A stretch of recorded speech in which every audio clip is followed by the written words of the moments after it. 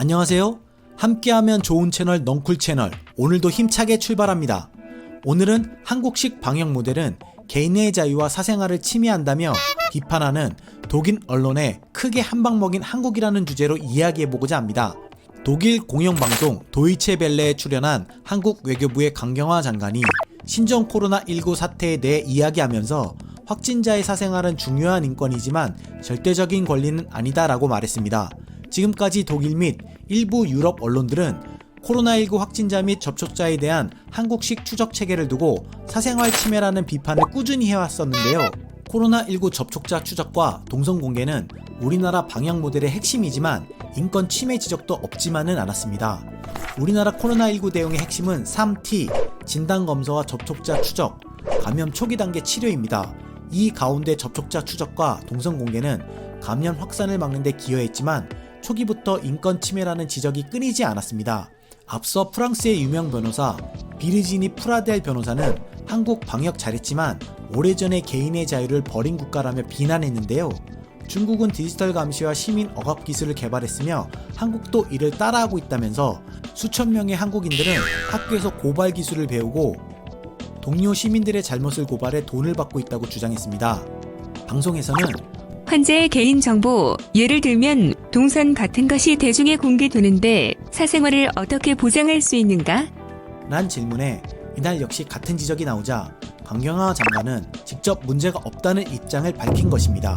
강경화 장관은 13일 독일 공영방송 도이체 벨레 대담 프로그램인 컴플릭트 존에 나와 환자의 사생활을 보호하는 것과 대중을 위험으로부터 보호하는 것에 균형을 이뤄야 한다며 사생활은 제한될 수 있지만 법의 테두리 안에서 제한되어야 하고 한국은 강한 법적 체계를 갖고 있다며 위협으로부터 보호받아야 할 대중의 요구와 확진자들의 사생활의 균형을 맞춘다면 문제의 해답은 아주 분명하다고 생각한다고 설명했습니다.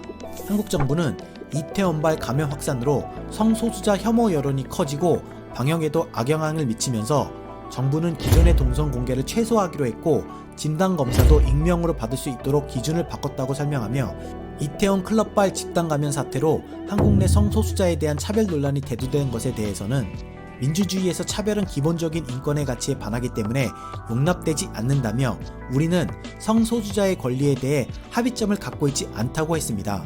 또 변화에 시간이 걸린다는 것을 인정하지만 너무 이르게 변화를 위해 압박하는 것은 더 역효과를 일으킬 수 있다며 우리는 도전에 직면해 있고 현실의 편견에 악화되지 않도록 매우 조심하고 있다.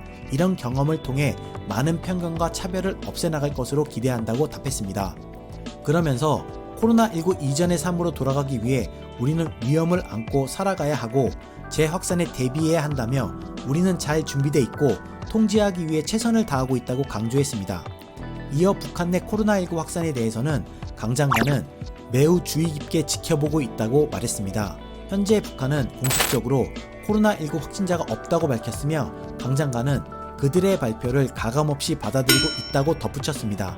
하지만 대북 소식통에 따르면 이미 북한에는 상당수의 코로나19 확진자가 있는 것으로 알려졌고 정부도 코로나19 방역과 관련한 도움을 제공하겠다는 의사를 여러 차례 타전했으나 북한은 묵묵부답입니다.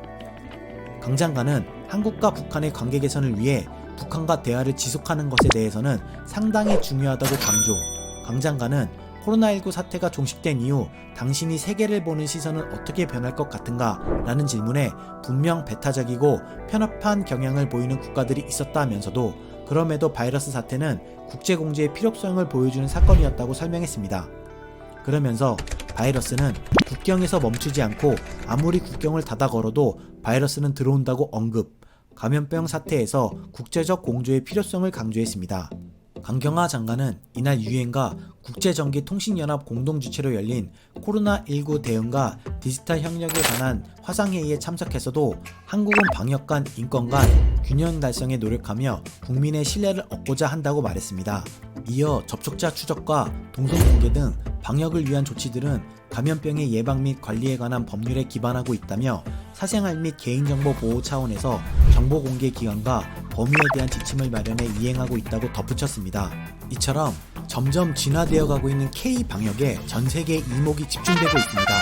이상 넝쿨이었습니다. 여러분의 좋아요와 구독은 컨텐츠 제작에 많은 힘이 됩니다. 감사합니다.